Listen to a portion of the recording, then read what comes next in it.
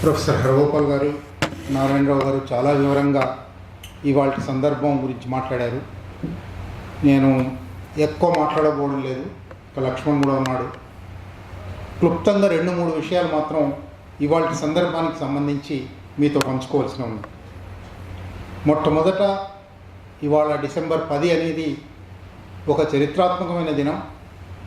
1948లో ఐక్యరాజ్య సమితిలో దాదాపు 140 దేశాల ప్రతినిధులు కూర్చొని ప్రపంచానికి ఇంతవరకు ఒక మానవ హక్కుల ప్రకటన లేదు. ప్రపంచంలోని ప్రతి మనిషికి హక్కులు ఉన్నాయి. ఈ హక్కులు మరీ ముఖ్యంగా సరిగ్గా రెండో ప్రపంచ యుద్ధం ముగిసి 3 సంవత్సరాలు మాత్రమే అయిందప్పటికీ రెండో ప్రపంచ యుద్ధంలో ఒకవైపు జర్మనీ, మరోవైపు ఇటలీ, మరోవైపు జపాన్ ప్రపంచం మీద ఎంత పెద్ద ఎత్తున దాడులు చేసినాయో మీ అందరికీ తెలుసు. రెండో ప్రపంచ యుద్ధంలో ఒక్క రష్యా సైనికులు, ఎర్ర సైనికులు 2 కోట్ల మంది ప్రాణాలు బలిపెట్టారు. హిట్లర్ జర్మనీలో ఒక్క దేశంలో 60 లక్షల మంది యూదులను చంపేశాడు, గ్యాస్ ఛాంబర్లలోకి పంపి చంపేశాడు. ముస్సోలిని లక్షలాది మందిని చంపేశాడు. ఇంత అంటే మానవ ప్రాణానికి విలువ లేదు, మనిషికి విలువ లేదు. మనిషిని ఇట్లా ధ్వంసం చేసే పాలకులు ఉన్నారు. కనుక మనిషిని కాపాడడం ఎట్లా అని రెండో ప్రపంచ యుద్ధం గడిచిపోయి 3 సంవత్సరాలే అయ్యి, ఇక నుంచి యుద్ధాలు లేని ప్రపంచం కావాలి, ఇక నుంచి శాంతిమయమైన ప్రపంచం కావాలి. అందువల్ల అన్ని దేశాల ప్రభుత్వాలను ఒక ఐక్యరాజ్య సమితి అనేది ఏర్పాటు చేసుకున్నాము అని ఐక్యరాజ్య సమితి ఏర్పాటై, ఆ ఐక్యరాజ్య సమితి universal declaration of human rights UDHR అనేది రాసింది. దాని వివరాలు హరగోపాల్ గారు చెప్పారు. 2 సంవత్సరాల పాటు దాని మీద చాలా పెద్ద ఎత్తున చర్చ చేశారు. అనేక అంశాలు, ప్రతి ఒక్కొక్క మాట ఎట్లా వాడాలి అని కూడా దాని మీద చాలా చర్చ జరిగింది. ఇప్పుడు మళ్ళీ ఒకసారి UDHR చదివితే ఆశ్చర్యం వేస్తుంది. 1948 డిసెంబర్ 10 నాడు వాళ్ళు రాసిన దాంట్లో ప్రియాంబుల్ అని ఉంటుంది. ప్రారంభంలోనే ఎందుకు అసలు ఈ మానవ హక్కులు కావాలని అంటున్నాము, ఎందుకు చట్టబద్ధ పాలన కావాలని అంటున్నాము. చట్టబద్ధ పాలన లేకపోవడం వల్ల, మనుషులందరూ సమానం అనుకోకపోవడం వల్ల, కొంతమంది మనుషుల ప్రాణాలు తీయడం సహజమే, సాధ్యమే అని అనుకోవడం వల్ల ఇన్ని కోట్ల ప్రాణాలు పోయినాయి కదా. వాళ్ళు ప్రియాంబుల్లో ఒక మాట రాశారు, మానవ హక్కులు, చట్టబద్ధ పాలన ఎందుకంటే మనిషి నిరంకుశత్వం మీద తిరగబడకుండా ఉండడానికి. చాలా గొప్ప మాట. అంటే తిరుగుబాట్లు ఇక రాకూడదు, తిరుగుబాట్లను ఆపాలి. తిరుగుబాట్లను ఆపాలంటే నిరంకుశత్వాలను ఆపాలి. కనుక మానవ హక్కులు రావాలి, కనుక చట్టబద్ధ పాలన రావాలి. ఇది ప్రియాంబుల్తో ప్రారంభించారు. కానీ మనం ఇక్కడ కేవలం UDHR మాత్రమే కాదు, ఇంకా వెనక నుంచి మొదలుపెట్టి మ్యాగ్నా కార్టా దగ్గర మొదలుపెట్టారు. 800 సంవత్సరాల చరిత్ర తప్పనిసరిగా మనందరం అర్థం చేసుకోవాల్సిన చరిత్ర. 1215లో 800 ఏళ్ల కింద ఇంగ్లాండ్లో అప్పటికి రాచరికము, భూస్వామ్యం నడుస్తుంది. చక్రవర్తి ఏం దలుచుకుంటే అదే శాసనం, చక్రవర్తి ఏం మాట్లాడితే అదే శాసనం. అటువంటప్పుడు 1215లో ప్రజల తరఫున ప్రతినిధులు మ్యాగ్నా కార్టా అని ప్రకటించారు. మా హక్కుల ప్రకటన. మనుషులకు, మామూలు మనుషులకు ఎటువంటి హక్కులు ఉన్నాయో రాజులకు కూడా అటువంటి హక్కులే ఉన్నాయి. రాజు ఏ చట్టానికి లోబడి ఉండాలో మనుషులు కూడా అదే చట్టానికి లోబడి ఉండాలి. మనుషులను ఏ చట్టానికి గురి చేస్తున్నావో రాజును కూడా అదే చట్టానికి గురి చేయాలి. ఇవాళకి ఆశ్చర్యపోయే భావన అది. నిన్నటికి మొన్న మనందరం చాలా గౌరవించే జస్టిస్ BR గవాయ్ గారు, రాష్ట్రపతికి వేరే హక్కులు ఉంటాయి, మనుషులకు వేరే హక్కులు ఉంటాయి. గవర్నర్కు వేరే హక్కులు ఉంటాయి, మనుషులకు వేరే హక్కులు ఉంటాయి. గవర్నర్ ఒక పని చేస్తే ప్రశ్నించడానికి వీల్లేదు, రాష్ట్రపతి ఒక పని చేస్తే ప్రశ్నించడానికి వీల్లేదు. ఇది నేను అనడం లేదు, రాజ్యాంగంలో అధికరణం 361 అన్నది అని తీర్పు రాశాడు. 800 ఏళ్ల కింద కార్మికుని కొడుకుకి నా కొడుకు ఆ మాట కూడా అన్నాడు. ఈ మాట తీర్పు ఇచ్చాడు. మరి 361 కొట్టేయచ్చు ఆయన, కానీ 361 కొట్టేది. 361 రాష్ట్రపతి ఏ పని చేసినా జస్టిసేబుల్ కాదు, ప్రశ్నించడానికి వీల్లేదు అంటుంది. దాన్ని అంగీకరించాడు ఆయన. అది సరే అన్నాడు. గవర్నర్ కూడా అదే పని చేయొచ్చు అన్నాడు. 800 ఏళ్ల కింద రాజుకో చట్టం ప్రజలకో చట్టం కాదు, గవర్నర్కో చట్టం ప్రజలకో చట్టం కాదు, ప్రజలందరికీ ఒకే చట్టం. కనుక మనం ఇవాళ ఈ మానవ హక్కుల దినం యుడిహెచ్ఆర్ సంతకం జరిగిన రోజున ఆలోచించవలసిందేమంటే, ప్రపంచ చరిత్రలో ఇటువంటి ఒక ఘర్షణ, మనుషులందరూ సమానమే అనే భావనకు కాదు, కొందరు ఎక్కువ సమానం, కొందరు ఏమైనా చేయొచ్చు, కొందరు బారాఖూన్ మాఫ్, కొందరు ఏం చేసినా దాదు ఫిర్యాదు లేదు అనే ఒక భావనకు, ఈ భావన మధ్య ఘర్షణ చాలా జరుగుతున్నది. ఇక్కడ ప్రారంభం మ్యాగ్నా కార్టా దగ్గర ప్రారంభించారు, కానీ తర్వాత చాలా మైలురాళ్ళు ఉన్నాయి. మ్యాగ్నా కార్టా తర్వాత ఒక 200 ఏళ్లకి ఇంగ్లాండ్ రాచరికమే చాలా మారిపోయి, ఇంగ్లాండ్ రాచరికమే దీన్ని గుర్తించి అది ఇంకా ఇతర దేశాలకు వ్యాపించి 1789 ఫ్రెంచ్ విప్లవం వచ్చింది. ఫ్రెంచ్ విప్లవం కూడా మళ్ళీ సరిగ్గా అట్లాగే ఫ్రెంచ్ రాచరికానికి వేరే హక్కులు, ప్రజలకు వేరే హక్కులు. ప్రజలందరూ ఆకలి వీధుల్లో, ప్యారిస్ వీధుల్లో తిరుగుతున్నారు. అన్నమో రామచంద్ర అని మన దగ్గర అన్నట్టే అక్కడ అన్నమో మహారాజా మహారాణి అని అంటే, ఆమె మహారాణి మేరీ యాంటోనియట్ ఆమె పేరు. ఆమె ఏమట అరుస్తున్నారు అని అడిగిందట. అంటే ఆకలికి అరుస్తున్నారు, రొట్టె లేదని అరుస్తున్నారు. రొట్టె లేకపోతే కేకులు తినొచ్చు కదా మొదట. ఆమెకు కేకులకు రొట్టెకు తేడా కూడా తెలియదు. అంత ప్రజలతో సంబంధం లేని ఒక రాచరిక భూస్వామ్య ప్రభు. ఆ ప్రభుత్వం చెల్లదు, ప్రజలందరూ సమానమే, స్వేచ్ఛ, సమానత్వం, సౌభ్రాతృత్వం అని నినాదాలు ఇచ్చి ఆ చక్రవర్తిని, చక్రవర్తి భార్యను వీధుల్లోకి తీసుకొచ్చి వీధుల్లో తల నరికి చంపేశారు. ప్రజల పోరాటాలు 800 ఏళ్లుగా అనేక రూపాలలో సాగాయి. ఇంకో 100 సంవత్సరాలకు అమెరికాలో 1776లో అమెరికన్ స్వాతంత్ర ప్రకటన వచ్చింది, ప్రజలందరూ సమానం. ఈ చరిత్ర అంతటి పర్యవసానంగానే ఇవాళ యుడిహెచ్ఆర్ జరిగింది. కనుక మనం యుడిహెచ్ఆర్ గురించి మాట్లాడుకోవడం అంటే ఏదో ఐక్యరాజ్య సమితిలో ఆ రోజు కూర్చున్న 140 దేశాల ప్రతినిధులు చాలా గొప్ప పని చేశారని కాదు. మానవ జాతి స్పార్టకస్ నాటి నుంచి కంటున్న కళలు, మనుషులందరూ సమానమే అనే కళ, మనుషులందరికీ వనరుల మీద సమానమైన హక్కులు ఉండాలి, మనుషులందరికీ సంపద మీద సమానమైన హక్కు ఉండాలి, మనుషులందరూ శ్రమ చేయాలి, ఇటువంటి ఒక కనీసమైన మానవ భావనల చరిత్ర 1000 ఏళ్లుగా ఉన్నది. దాని కొనసాగింపుగానే యుడిహెచ్ఆర్ వచ్చింది. అయితే ఇక్కడ ఆశ్చర్యకరమైన విషయం అంటే, ఈ మొత్తం క్రమంలో మ్యాగ్నా కార్టా కావచ్చు, ఫ్రెంచ్ విప్లవం కావచ్చు, అమెరికన్ స్వాతంత్ర ప్రకటన కావచ్చు, యుడిహెచ్ఆర్ కావచ్చు, సంతకాలు పెట్టిన వాళ్ళందరూ పాలకులు, పాలక వర్గాలు ప్రజల డిమాండ్లను అంగీకరించక తప్పని స్థితిలో సంతకం పెట్టారు. కానీ సంతకం పెడుతున్నప్పుడే వాళ్ళకి దీనికి మేము కట్టుబడి ఉండము అని తెలుసు. అందువల్లనే ఏ ఒక్కటి కూడా కట్టుబడలేదు. మ్యాగ్నా కార్టా సంతకం అయితే పెట్టాడు జాన్ రాజు, కానీ అది కంటిన్యూ చేయలేదు. ఫ్రెంచ్ విప్లవంలో స్వేచ్ఛ, సమానత్వం, సౌభ్రాతృత్వం అని బూర్జువా వర్గం చక్రవర్తి మీద తిరగబడ్డది. తాను అధికారంలోకి రాగానే మీకు స్వేచ్ఛ లేదు, నాకు మాత్రమే స్వేచ్ఛ, మీకు సమానత్వం లేదు, నాకు మాత్రమే సమానత్వం, మీకు సౌభ్రాతృత్వం లేదు, నాకు మాత్రమే సౌభ్రాతృత్వం అని ప్రజలను అణగదొక్కింది. అతి భయంకరమైన నిర్బంధకాండ వ్యాపింపజేసింది. అమెరికన్ స్వాతంత్ర ప్రకటన అంతే. యుడిహెచ్ఆర్ కూడా ప్రజాస్వామిక ప్రభుత్వాలనబడేవి, ఎన్నికైన ప్రభుత్వాలనబడేవి, ప్రజల ప్రతినిధులుగా ఉన్న ప్రభుత్వాలనబడేవి. సంతకం పెట్టాయి కానీ ఏ ఒక్క చోట ప్రజా హక్కులను కాపాడలేదు. నిరంకుశత్వానికి వ్యతిరేకంగా ప్రజలు తిరగబడకుండా ఉండాలంటే చట్టబద్ధ పాలన ఉండాలి, మానవ హక్కులు ఉండాలి అని ఏ ప్రియాంబుల్ అయితే ఉందో దాన్ని ఎవరు ఖాతరు చేయలేదు, నిరంకుశ పాలనలో కొనసాగించారు. కనుక అటువంటి ఒక స్థితి, ఒక 800 ఏళ్ల చరిత్రను మనం అధ్యయనం చేసేది ఎందుకంటే, ఇవాళ యుడిహెచ్ఆర్ రాసుకొని యుడిహెచ్ఆర్ మీద సంతకం పెట్టి కూడా 70-80 ఏళ్ళు గడిచింది. ప్రపంచంలో మానవ హక్కుల పరిస్థితి ఏమిటి? అందుకే ఇవాళ ఈ సభకు జీవించే హక్కుతో దాన్ని ముడిపెట్టారు. మిగిలిన అన్ని హక్కులు పక్కన పెట్టండి, మిగిలిన అన్ని హక్కులు నిలబడాలన్నా, కాపాడబడాలన్నా, అడగాలన్నా జీవించే హక్కు ఉండాలి. మొట్టమొదటి మనిషి జీవించి ఉండాలి. జీవించి ఉండడం అనేది కనీసమైన మానవ హక్కు. ఈ కనీసమైన మానవ హక్కు ఉంటేనే ఆకలి కోసం అడిగే హక్కు వస్తుంది, చదువు కోసం అడిగే హక్కు వస్తుంది, ఉద్యోగం కోసం అడిగే హక్కు వస్తుంది, నా మీద దోపిడీ, అణిచివేత జరగకూడదు అని అడిగే హక్కు వస్తుంది. ఏ హక్కుకైనా భౌతికమైనది, మూలమైనది జీవించే హక్కు. అందువల్లనే యూడిహెచ్ఆర్లో కూడా జీవించే హక్కు రాశారు. అక్కడ కూడా ఆర్టికల్ 21 అది. భారత రాజ్యాంగంలో కూడా ఆర్టికల్ 21 జీవించే హక్కు ఉంది ప్రతి మనిషికి.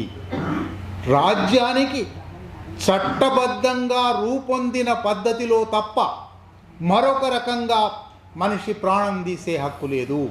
అంటే ఉరిశిక్షను ఆమోదించింది కాబట్టి భారత రాజ్యాంగం, ఉరిశిక్ష ఒక్కటి మినహా ఇంకే రకంగా కూడా ప్రాణం తీసే హక్కు లేదు.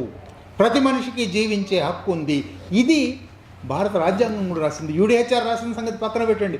ఇవాళ అమిత్ షా, మోడీల పాలన తర్వాత చాలా వేదికల మీద, ప్రపంచ వేదికల మీద కూడా వాళ్ళు అంటున్నారు హ్యూమన్ రైట్స్ అనేది అసలు మా కాన్సెప్టే కాదు, భారతీయుల మానవ హక్కుల భావన వేరు, మీరు యూరోపియన్ మానవ హక్కుల భావన, అమెరికన్ మానవ హక్కుల భావన మాకు ఇవ్వకండి, మేము దాన్ని పాటించమని ఓపెన్గానే అంటున్నారు. పోనీ భారతదేశంలో లేదు అనుకోవడానికి భారత రాజ్యాంగంలో రాసుకున్నాం కదా, రాసుకుని 70 సంవత్సరాలుగా అది కొనసాగుతుంది కదా. భారత రాజ్యాంగంలో ఉన్న జీవించే హక్కు అనేది ఒక్క ప్రాణాలతో ఉండడం మాత్రమే కాదు. బొంబాయిలో స్లమ్ డ్వెల్లర్స్ కేసు ఒకటి వచ్చింది. స్లమ్లో ఉండడం అంటే సరైన ఆరోగ్య వసతి లేకపోవడం, సరైన మంచినీళ్ళు లేకపోవడం, సరైన విద్యుత్ శక్తి లేకపోవడం, సరైన రోడ్డు లేకపోవడం, ఇవేమీ లేకుండా కూడా బతుకుతున్నారు, మనుషులు బతుకుతున్నారు. మన దేశంలో కోట్లాది మంది బతుకుతున్నారు. ఇది బతుకేనా? జీవించే హక్కు అంటే ఇటువంటి జీవించే హక్క అని Bombay slum dwellers case Bombay హైకోర్టుకు వచ్చింది, సుప్రీంకోర్టుకు వచ్చింది. అప్పుడు దానికి ఆర్టికల్ 21ను వివరణ ఇస్తున్నాము అని సుప్రీంకోర్టు, జీవించడం అంటే ఏదో విధంగా జీవించడం కాదు, అన్ని మానవ హక్కులతో జీవించడం. ఆరోగ్యపు హక్కు ఉండాలి, విద్యా హక్కు ఉండాలి, ఆకలిని వ్యతిరేకించే హక్కు ఉండాలి, ఉద్యోగం పొందే హక్కు ఉండాలి. ఇటువంటి హక్కులన్నీ కలిసిన ఒక సమానత్వపు హక్కు. మనుషులందరూ సమానంగా ఉండాలి, చట్టం ఎదుట సమానత్వం అని ఆర్టికల్ 14 చెప్తూ ఉన్నది, ఆర్టికల్ 15 చెప్తూ ఉన్నది. కనుక సమానంగా ఉండాలి, మనిషి పొందగల అన్నీ పొందాలి, అట్లా జీవించడమే జీవించే హక్కు అని ఒక వివరణ కూడా వచ్చింది. వివరణ వచ్చినా రాజ్యాంగంలో ఉన్న భారత పాలక వర్గాలకు మనుషుల జీవించే హక్కు మీద నమ్మకం లేదు. మనుషుల జీవించే హక్కును ఎంత యథావిధిగా కొల్లగొట్టాలంటే కొల్లగొట్టొచ్చని అనుకుంటున్నారు వాళ్ళు. రోజు జరిగే అనేక హత్యలు, ఆత్మహత్యల వెనుక రాజ్యం మనిషి ప్రాణాలు తీయడం మాత్రమే కాదు, స్లో డెత్, నిన్ను నిరుద్యోగానికి గురి చేసి ఎప్పటికొకప్పటికి చచ్చిపోయేలాగా చేస్తుంది, నిన్ను ఆకలికి గురి చేసి చచ్చిపోయేలాగా చేస్తుంది, నిన్ను దోపిడీకి గురి చేస్తుంది, అణచివేతకు గురి చేస్తుంది. ఇవన్నీ చాలనట్టు ఎవరైనా ప్రశ్నిస్తే వాళ్ళని నేరుగా చంపిస్తుంది. భారత రాజ్యం అనేది ఇవాళ మొదటిసారి కాదు, 1947 ఆగస్టు నుంచి ప్రారంభించి తనకు అధికారం వచ్చిన దగ్గర నుంచే ప్రజల మీద దాడులు చేయడం ప్రారంభించింది. 1949లో మొదటిసారి హైదరాబాద్లో విద్యార్థుల మీద కాల్పులు జరిగాయి. 1948 నుంచి 51 దాకా తెలంగాణ రైతాంగ సాయుధ పోరాటకారుల మీద కాల్పులు జరిగాయి. అంటే భారత రాజ్యం వాళ్ళు ఎవరైనా అధికారంలో ఉండనివ్వండి, తెలంగాణ రైతాంగ సాయుధ పోరాటం మీద కాల్పులు జరిపినప్పుడు, బూటకపు ఎన్కౌంటర్లు చేసినప్పుడు 3000 మంది ప్రాణాలను 1948 సెప్టెంబర్ 17 నుంచి 1951 అక్టోబర్ 20న పోరాట విరమణ జరిగేదాకా 3 సంవత్సరాలు ప్రజలను పిట్టల్లాగా 3000 మందిని కాల్చి చంపినప్పుడు బాబాసాహెబ్ డాక్టర్ బిఆర్ అంబేద్కర్ గారు న్యాయశాఖ మంత్రి. భారత రాజ్యంలో ఎవరైనా ఉండనివ్వండి, భారత రాజ్యం ప్రజా వ్యతిరేక రాజ్యం, భారత రాజ్యం ప్రజా హంతక రాజ్యం. ఇది 48 నుంచి కొనసాగుతూ వస్తుంది. అందువల్లనే పౌర హక్కుల సంఘం వంటి సంస్థలైనా లేదా అనేక ప్రగతిశీల ప్రజాస్వామిక సంస్థలు భారత రాజ్యపు ఈ హంతక స్వభావాన్ని ఎత్తి చూపెట్టడానికి ప్రయత్నం చేస్తాయి. ఎందుకు ఈ భారత రాజ్యంతో మాకు ఏమిటి గొడవ? పౌర హక్కుల సంఘానికి ఏమిటి గొడవ? లేదా హరగోపాల్ గారికో, ఒక చదువుకున్న వారికో, బుద్ధిజీవులకో, ఆలోచన పరులకు ఏమిటి గొడవ? భారత రాజ్యం భారత ప్రజల పట్ల బాధ్యతగా ఉండడం లేదు, బాధ్యతాయుతమైన ప్రభుత్వాన్ని ఇవ్వడం లేదు. ఏ బాధ్యత పడతాను అని రాజ్యాంగంలో రాసిందో ఆ రాజ్యాంగాన్నే పాటించడం లేదు. అది కాంగ్రెస్ కావచ్చు, అది ఆ తర్వాత వచ్చిన భారతీయ జనతా పార్టీ కావచ్చు, మధ్యలో ఉన్న జనతా పార్టీ కావచ్చు, యునైటెడ్ ఫ్రంట్ కావచ్చు, ఏ ప్రభుత్వం అయినా సరే భారత పాలక వర్గాలకు భారత ప్రజల ప్రయోజనాలకు మధ్య వైరుధ్యం ఉంది. భారతదేశపు వనరులన్నిటినీ తామే హక్కుభుక్తం చేసుకోవాలి, లేదా తాము దళారీలుగా ఉన్న సామ్రాజ్యవాదులకు దోచిపెట్టాలి. ఇది భారత పాలక వర్గాల వైఖరి. భారత ప్రజల వైఖరి ఈ సంపదంతా మాది, ఈ దేశం మాది, మాకు ఈ వనరులు దక్కాలి, ఇది ప్రజలు. కనుక ఈ రెండు భావాల మధ్య, ఈ రెండు ఆలోచనల మధ్య తప్పనిసరి ఘర్షణ ఉంటుంది. ఆ ఘర్షణ కొనసాగుతుంది. ఈ ఘర్షణలో ఒక పౌర హక్కుల సంఘం వేదిక మీద మనం ఆలోచించేటప్పుడు ఈ ఘర్షణలో ఆలోచన పరులు ఎక్కడ ఉండాలి, బుద్ధిజీవులు ఎక్కడ ఉండాలి? ఇవన్నీ ఇంత చరిత్ర, 800 ఏళ్ల చరిత్ర చదివి ఉన్నాం కదా, కనీసం 70 ఏళ్ల భారత రాజ్యాంగ చరిత్ర చదివి ఉన్నాం కదా, భారత పాలకవర్గాల చరిత్ర చదివి ఉన్నాం కదా. ఈ చరిత్రలో ప్రజల పట్ల ఇంత దుర్మార్గంగా ప్రవర్తించిన రాజ్యాన్ని సమర్థించాలా, ఈ రాజ్యాన్ని అడుగడుగునా వ్యతిరేకించాలా? ఇది సవాల్.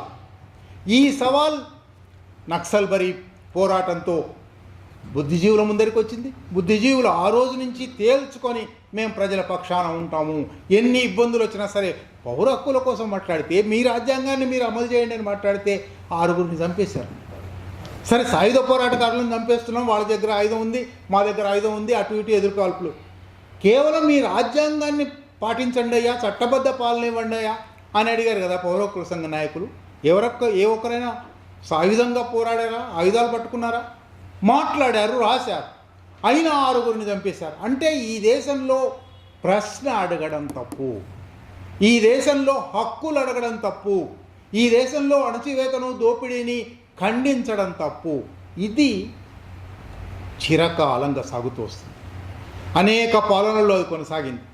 2014 తర్వాత వచ్చిన పాలన గుణాత్మకంగానే భిన్నమైంది. 2014 కన్నా ముందు వాళ్ళు కూడా పాలక వర్గాలకు సంపద దోచిపెట్టడానికి ప్రయత్నం చేసిన వాళ్ళే.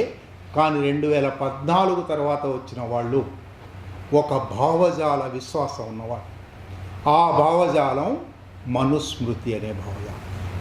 ఈ మనుస్మృతి అనే భావజాలానికి అసలు మనిషి అనే వాడే లేడు. బ్రాహ్మలు, క్షత్రియులు మాత్రమే ఈ దేశాన్ని పాలించేవాళ్ళు, వైశ్యులు వాళ్ళకు సహకరించేవాళ్ళు. శూద్రులు పాదాల నుంచి పుట్టారు, వాళ్ళు కేవలం సేవ చేయడానికే పుట్టారు. అంటే మనుషులుగా ట్రీట్ చేసేవాళ్ళు కాదు. శూద్రుల దగ్గర నుంచి సరే పంచముల పేరు కూడా చెప్పలేదు. శూద్రులు, పంచములు ఈ దేశంలో కేవలం ఉన్నత వర్గాలకు, పాలక వర్గాలకు, అగ్రవర్ణాలకు సేవ చేయడానికి మాత్రమే పుట్టారంటే పని మనుషులు, బానిసలు, సరుకులు, యంత్రాలు, పశువు మనుషులు గారు. మనుషులు కారు అనుకునేవాడికి మానవ హక్కుల భావన ఎట్లుంటుంది? కనీసం 800 ఏళ్ల చరిత్రలో మనం చూస్తే పాలక వర్గాల్లోనే కొందరు వాళ్ళు పాపం మనుషులే, వాళ్ళకి హక్కులు ఇద్దాము, వాళ్ళు మనం సమానమే అనుకున్న వాళ్ళు వచ్చారు. 2014 తర్వాత ఈ దేశాన్ని పాలిస్తున్న పాలక వర్గాలకు అవతలివాడు మనిషి అనే గుర్తింపే లేదు. వీటితో మనం ఇవాళ పోరాడుతున్నాం. ఇవాళ మన నిజానికి ఇంతకాలం మనం చేసిన పోరాటం, ఇంతకాలం మనం చేసిన ఆలోచనలు, ఇంతకాలం మనం చేసిన వాదనలకు ఒక భిన్నమైన స్థితికి వచ్చాం 2014 తర్వాత. ఇంతకాలము అవతలివాడు నువ్వు కూడా మనిషివే, నీకు కూడా కొన్ని హక్కులు ఉంటాయి, కానీ నా హక్కులకు భంగం అయినప్పుడు నేను నీ హక్కులు అంగీకరించను, నా హక్కులు మాత్రమే అని అన్నాడు. అట్లా చంపాడు. ఇప్పుడు అవతల ఉన్నవాడు అసలు నువ్వు మనిషివే కాదు, నిన్ను మనిషిగానే గుర్తించను, కాబట్టి నీకు మానవ హక్కులు అనే పెద్ద మాట ఎక్కడి నుంచి వచ్చింది? కనుక ఇవాళ మనం ఒక యూడిహెచ్ఆర్ సందర్భంలో ఈ 800 సంవత్సరాల చరిత్ర, ఇంకా వెనక్కి వెళ్తే స్పార్టకస్ నాటి నుంచి చరిత్ర, 2000 ఏళ్ల చరిత్ర, వర్గ సమాజం పుట్టిన నాటి నుంచి చరిత్ర. ఈ చరిత్ర క్రమంలో వర్గ సమాజం చెప్తున్నానంటే తప్పకుండా ప్రతి ఒక్కళ్ళు మార్క్సిస్ట్ భావజాలంలోకి రమ్మని నేను అనడం లేదు. సమాజంలో దోపిడీ పీడనలు ఉన్నాయా లేవా? సమాజంలో ఉత్పత్తి సాధనాలన్నీ ఒకరి చేతిలోనే ఉన్నాయా లేదా? సమాజంలో అశేష ప్రజానీకం ఉత్పత్తి సాధనాలను ఉపయోగించి శ్రమ చేయడం తప్ప శ్రమ ఫలితం కూడా పొందని స్థితి ఉన్నదా లేదా? ఇది కళ్ళ ముందర కనబడుతున్న వాస్తవం. దీనికి ఏం పెద్ద రాకెట్ సైన్స్ అవసరం లేదు, మార్క్సిజం అవసరం లేదు, మన కళ్ళ ముందర కనబడుతుంది. ఈ కనబడుతున్న అసమానత తప్పు. ఈ అసమానత కూడదు, ఈ అసమానతను రద్దు చేయాలి, ఈ అసమానత మీద పోరాడాలి అని అనుకోకపోతే మన హృదయం ఉండవలసిన చోట ఉన్నదా లేదా ఆలోచించుకోవాలి. మన మెదడు ఉండవలసిన చోట ఉన్నదా లేదా ఆలోచించుకోవాలి. అట్లా ఆలోచించుకున్నప్పుడు దానికి ఏ పని చేస్తారు మీరు అనేవి అనేక మీ శక్తి సామర్థ్యాలను బట్టి మీ అభిరుచులను బట్టి అనేక ఉంటాయి. ఒకళ్ళు రాయొచ్చు, ఒకళ్ళు మాట్లాడవచ్చు, ఒకళ్ళు పాట పాడవచ్చు, ఒకళ్ళు కవిత్వం వినిపించవచ్చు, అనేక రూపాలు. ఈ రూపాలలో అసమానత మీద పోరాడడం, దోపిడీ మీద పోరాడడం, అణచివేత మీద పోరాడడం, మానవ హక్కుల కోసం పోరాడడం, ఇవి అత్యంత సహజమైన, మౌలికమైన, మానవీయమైన విషయాలు. మన మనిషి కాదా రుజువు అది. అసమానతను ప్రశ్నిస్తున్నావా లేదా, దోపిడీని ప్రశ్నిస్తున్నావా లేదా, అణచివేతను ప్రశ్నిస్తున్నావా లేదా? ఇవాళ యూడీహెచ్ఆర్ అది ఇంకొక రూపంలో చెప్పిండొచ్చు, ఇంకొక మాటల్లో చెప్పిండొచ్చు, అది కూడా మానవ సమానత్వం గురించి మాట్లాడింది, మానవ హక్కుల గురించి మాట్లాడింది. మనం అది కేవలం పాలక వర్గాలు రాసిన ఒక పత్రం అని గుర్తించి కూడా ఎందుకు యూడీహెచ్ఆర్ను గౌరవిస్తున్నామంటే అది సమానత్వం కోసం మాట్లాడింది, అది మనిషి కోసం మాట్లాడింది, అది మానవ హక్కుల కోసం మాట్లాడింది. రేపెప్పటికైనా మానవ సమాజం అక్కడికి చేరుతుంది, మనుషులందరూ సమానమే అనే దగ్గర చేరుతుంది. మనుషులు సమానం కాదు, స్వయంగా భగవాను వాచ నేనే కొందరిని ముఖం నుంచి పుట్టించాను, కొందరిని భుజాల నుంచి పుట్టించాను, కొందరిని తొడల నుంచి పుట్టించాను, కొందరిని పాదాల నుంచి పుట్టించాను, అసమానమే సహజం అనే ఒక మనుస్మృతి, అసమానమే సహజం అనే ఒక భగవద్గీత, అసమానమే సహజం అనే ఒక హిందూ బ్రాహ్మణీయ ఫాసిస్టు తత్వం. ఈ ఫాసిస్టు తత్వానికి వ్యతిరేకంగా పోరాడవలసి ఉంది. ఈ ఫాసిస్టు తత్వాన్ని, పోరాటం అనే మాట కూడా మీకు పెద్దదనిపిస్తే, ఫాసిస్ట్ తత్వాన్ని ఖండించవలసి ఉంది. ఇది తప్పు అని చెప్పవలసి ఉంది. ఇది అమానవీయమయ్యా, ఇది అమానుషమయ్యా. మనుషులంటే సహజంగా సమానంగా ఉండాలి. ఇది మనుషులు సమానంగా లేరు అని చెప్తుంది. అందువల్ల మానవ హక్కుల సమస్య వస్తుంది. నువ్వు మనుషులు సమానం కాదు అనుకున్నప్పుడు నాకు ఎక్కువ హక్కులు, నువ్వు మనిషివి కావు కాబట్టి నీకు హక్కులు లేవు. ఇది ఈ భావజాలం భారత సమాజంలో హిందుత్వ వల్ల, బ్రాహ్మణీయం వల్ల, ఫాసిజం వల్ల వ్యాపించి ఉన్నది. చాలా మామూలుగా ప్రకృతి, మీరు ఎప్పుడైనా విన్నారో లేదో, ఈ ప్రవచనకారులు చెప్తూ ఉంటారు 5 వేళ్ళు సమానంగా ఉన్నాయా, మనుషులు ఎట్లా సమానం? అయ్యే ఇది ప్రకృతి. మనిషికి బుర్ర అనేది ఉంది, ఆలోచన అనేది ఉంది. ఆలోచనకు ప్రకృతికి సమానం చేస్తున్నావా? చేసి ఇది సహజమైన ఒక కామన్ సెన్స్ భావజాలంగా అసమానత సహజం. ఎప్పుడైతే అసమానత సహజం అనే భావనను మనం వదుల్చుకోమో అప్పటి వరకు మనం మనుషులం కాము. మానవ హక్కుల ప్రకటన గురించి మాట్లాడే, మానవ హక్కుల గురించి మాట్లాడే, మానవ హక్కుల గురించి పోరాడే అర్హత మనకు రావాలంటే సమానత్వ భావన కావాలి. యూడీహెచ్ఆర్ను గౌరవించేది, నేను యూడీహెచ్ఆర్ను ఎందుకు గౌరవిస్తున్నానంటే రాసిన వాళ్ళందరూ పాలకవర్గ ప్రతినిధులే, కానీ సమానత్వ భావన, చట్టం ఎదుట అందరూ సమానులే. భారత రాజ్యాంగం కూడా అదే మాట చెప్పింది, చట్టం ఎదుట అందరూ సమానులే. అదే రాజ్యాంగంలో అధికరణం 361 రాష్ట్రపతి ఎక్కువ, గవర్నర్ ఎక్కువ అంటే అని ఉండొచ్చు, కావాలంటే దాన్ని తొలగిద్దాం.